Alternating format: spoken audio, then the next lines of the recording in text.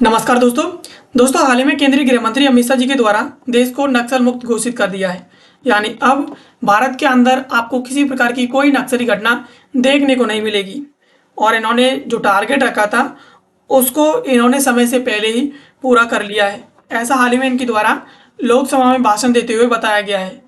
हाल ही में इनके द्वारा लोकसभा में जमकर भाषण दिया गया है नक्सलवाद के ऊपर, और इनके द्वारा बताया गया है कि किस प्रकार से इनके द्वारा नक्सलवाद का देश से खात्मा कर दिया है। इसके अलावा इनके द्वारा कांग्रेस पार्टी के ऊपर भी कटाक्ष किया है कि कांग्रेस पार्टी जो है अगर हमें समर्थन देती तो हो सकता था कि हम इसे और 2 साल पहले ही इस टारगेट को पा सकते थे, लेकिन कांग्रेस के सहयोग न करने की वजह से हम इस टारगेट को पाने में 2 साल लेट हो गए हैं।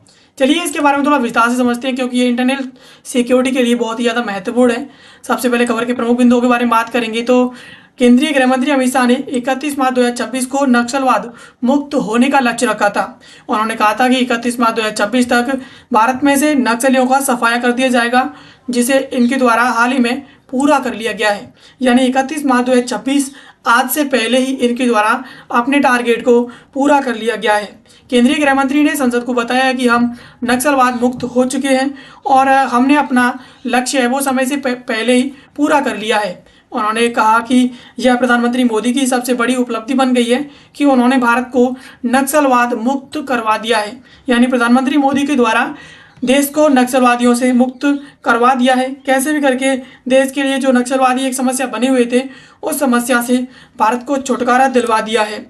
अब इसके अलावा इनके द्वारा कांग्रेसियों पर भी, कांग्रेस पार्टी के जो नेता हैं उनके ऊपर इनके द्वारा गंभीर आरोप लगाए हैं। लोकसभा में नक्सलवादियों की स्थिति के बारे में बताते हुए गृह मंत्री ने कहा कि इसके पीछे कांग्रेस की वामपंथी विचारधारा जिम्मेदार है और यही वजह है कि हम अपने लक्ष्य को पाने में इतने पीछे रह गए हैं। अन्यथा हम इसे 2 वर्ष पूर्व यानी साल 2024 में ही प्राप्त कर लेते, यानी साल 2024 में ही हम अपने टारगेट को प्राप्त कर लेते अगर कांग्रेस हमें समर्थन देती।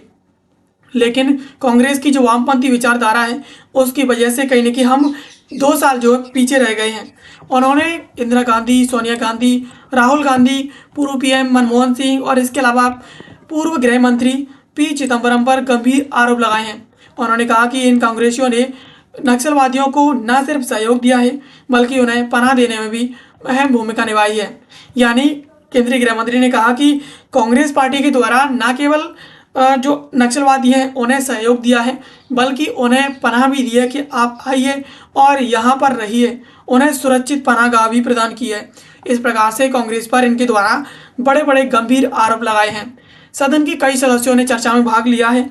लोकसभा में नियम 193 के तहत वामपंथी उग्रवाद से देश को मुक्त कराने के विषय पर की गई चर्चा में कई सदस्यों ने भाग लिया है। यह चर्चा करीब 6 घंटे तक चली थी और इस चर्चा के बाद केंद्रीय गृह मंत्री ने नक्सलवाद को लेकर के 1970 से लेकर 2026 तक उठाए गए एक एक कदम के बारे में जिक्र किया। इसके बाद यह भी बताया कि इसमें से अधिकांश समय कांग्रेस पार्टी सत्ता में रही थी और इसके बाद भी यह समस्या खत्म होने की बजाय लगातार बढ़ती गई। यानी जिन जिन राज्यों में जैसे कि छत्तीसगढ़ हो गया, बिहार हो गया, झारखंड हो गया, महाराष्ट्र हो गया, तो इन राज्यों में ज़्यादातर जो है कांग्रेस पार्टी ही सत्ता में रही है और कांग्रेस पार्टी सत्ता में रहने के बावजूद भी यहाँ पर नक्सलवादियों की जो समस्या थी वो कम होने के बजाय लगातार आगे बढ़ी है। तो इससे कहने की कांग्रेस पार्टी इसके लिए बहुत ज़्यादा जिम्मेदार है। अब नक्सलवादी पूरी तरीके से खत्म हो चुके हैं। केंद्रीय गृह मंत्री ने कहा कि इन लोगों ने माओ को अपना आदर्श माना है, इसलिए नक्सली बन गए और देश के खिलाफ काम करना शुरू कर दिया है। अगर ये आदिवासी विचारधारा को मानते और अगर आदिवासी विचारधारा को मानने वाले होते तो इनके आदर्श जो तिलका मांझी, इसके अलावा भगवान बिरसा मुंडा के होते और उन्होंने जो समाज को बहुत ऊंचाइयों तक पहुंचाया है। यानी जिस प्रकार से भगवान बिरसा मुंडा के द्वारा, तिलका मांझी के द्वारा समाज को आगे बढ़ाने में अहम योगदान निभाया है, उसी प्रकार से ये जो विचारधारा वाले हैं जिन्होंने नक्सलियों को फॉलो किया है, अगर ये इन लोगों को फॉलो करते तो शायद ये भी समाज की ऊंचाइयों में अपने आप को कहीं ना कहीं योगदान देते। और ये लोग कितने बेशरम हैं, अपने आदर्श तय करने के लिए भी विदेशियों का सहारा लेते हैं। लेकिन अब नक्सलवाद देश से पूरी तरीके से खत्म हो गया है और यह वर्ष 2024 में ही खत्म होने की कगार पर था, जो बिहार, झारखंड और महाराष्ट्र जैसे राज्यों में सिमट गया है। यानी इन लोगों ने सबसे पहले तो माओ, जो कि एक चाइनीज़ है उसे अपना विचारधारा और अपना जो आदर्श माना। जबकि इन्हें अगर आदिवासी अगर जो विचारधारा को अपना आदर्श मानते तो ये कहीं ना कहीं देश को ऊंचाइयों तक पहुंचाने में काफ़ी ज़्यादा अहम योगदान देते।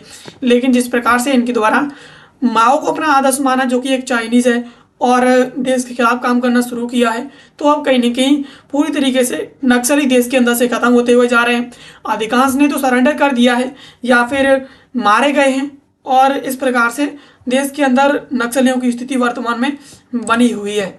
उन्होंने कहा कि नक्सलवाद के कारण अब जिन जिन देशों में जिन क्षेत्रों में नक्सलवाद है वहाँ पर काफ़ी ज़्यादा गरीबी देखी गई है, क्योंकि नक्सलवादियों के द्वारा बैंक हैं, अस्पताल हैं, स्कूल हैं, इनमें आग लगा दी गई थी, इन्हें जला दिया गया था। हथियारबंद वामपंथियों ने इन क्षेत्रों को अपने सबसे अधिक सुरक्षित ठिकाने के रूप में चुना गया था, क्योंकि इन क्षेत्रों में वे छुप सकते थे। यानी इनके द्वारा बिहार, झारखंड, महाराष्ट्र जैसे इलाकों को चुना जहां पर ये आसानी से आराम से छुप सकते थे और छुप करके अपने जो काम थे उन्हें ये अंजाम देते थे। लेकिन जिस प्रकार से अब सरकार ने इन्हें अपने रडार पर लेकर ये ख़त्म करना शुरू कर दिया है, तो ये कहीं कि अब समाप्त होते हुए जा रहे हैं। जो लोग पिछड़ेपन का जो है नैरेटिव खड़ा कर रहे हैं और वह पूरी तरीके से गलत है। जो लोग मारे जा रहे हैं, नक्सलवादियों के लिए लेख लिख रहे हैं, लेकिन उन्हें इसके बारे में नहीं, वो एक भी शब्द नहीं कहते हैं जो नक्सलवादियों की गोली के कारण मारे गए हैं। यानी गृह मंत्री के द्वारा बताया गया कि जिस प्रकार से लोग ये नैरेटिव खड़ा कर रहे हैं कि उनके द्वारा समाज के लिए लड़ा गया है और समाज के लिए वो एक सही रास्ते में थे, और उनके लिए अलग अलग तरीके से लेख लिखते हैं, लेकिन ये कभी नहीं बताते कि इन नक्सलवादियों की गोली के कारण जो लोग मारे गए हैं, जो लोग इनके डर के कारण, भय के कारण जी रहे हैं, उनके बारे में ये कुछ नहीं लिखते, उनके बारे में ये कुछ नहीं कहते। जबकि जो नक्सली हैं उन्हें ये कहीं कि बड़ा चढ़ाकर दिखाते हैं। और इसके अलावा गृह मंत्री ने कहा कि जो कोई हथियार उठाएगा उसे जवाबदेह ठहराया जाएगा। गृह मंत्री ने कहा कि अगर कोई लोग सशस्त्र आंदोलन के पैरोकार बनकर ये कहते हैं कि उन्होंने अन्याय के खिलाफ लड़ाई लड़ी है, तो किसी के साथ अगर अन्याय होता है तो उसके लिए न्यायालय है, विधानसभाएं हैं, जिला परिषदें हैं, तहसीलें बनाई गई हैं, जहां पर वो जाकर के न्याय ले सकते हैं। खुद जाकर के आंदोलन करना कहाँ तक सही है, और इस प्रकार से उनके द्वारा इन लोगों पर भी कटाक्ष किया है। इसके अलावा जो लोग हथियार उठाएंगे और उन्हें जवाबदेह ठहराया जाएगा, इस तरह का बर्ताव बिल्कुल भी बर्दाश्त नहीं किया जाएगा। सरकार इन मुद्दों के प्रति संवेदनशील है और वह सभी शिकायतों को सुनने के लिए तैयार है, उन्हें हल करने के लिए पूरी तरीके से प्रतिबद्ध है। यानी अगर कोई इस प्रकार की शिकायत करता है कि उन्हें यहाँ पर समस्या है, तो सरकार उन शिकायतों को सुनेगी, उनको हल करेगी। वो खुद इस प्रकार से आगे नहीं आ सकते हैं। देश में माओवादी हिंसा करने वालों के दिन अब पूरी तरीके से खत्म हो चुके हैं और हथियार उठाने वालों का हिसाब होगा और उन्हें जवाब भी देना पड़ेगा। यानी केंद्रीय गृह मंत्री के द्वारा ये चीज़ क्लियर कर दी गई है कि देश के अंदर अगर कोई हथियार उठा करके आवाज़ उठाने की कोशिश करता है तो वो जिम्मेदार होगा और उसके लिए जवाबदेह होगा। यानी उसे जवाब देना पड़ेगा कि उसके द्वारा हथियार क्यों उठाया गया है, और अगर कोई समस्या है तो वो समस्या की शिकायत करे, उसका निस्तारण किया जाएगा, उसका निदान किया जाएगा। इस प्रकार से एक नक्सली के तौर पर देश के अंदर हिंसा नहीं भड़का सकता है, देश के खिलाफ काम नहीं कर सकता है। फिलहाल इनके द्वारा देश को नक्सली मुक्त घोषित कर दिया है, जो देश के लिए, हमारे लिए, आप सभी के लिए बहुत बड़ी खबर है।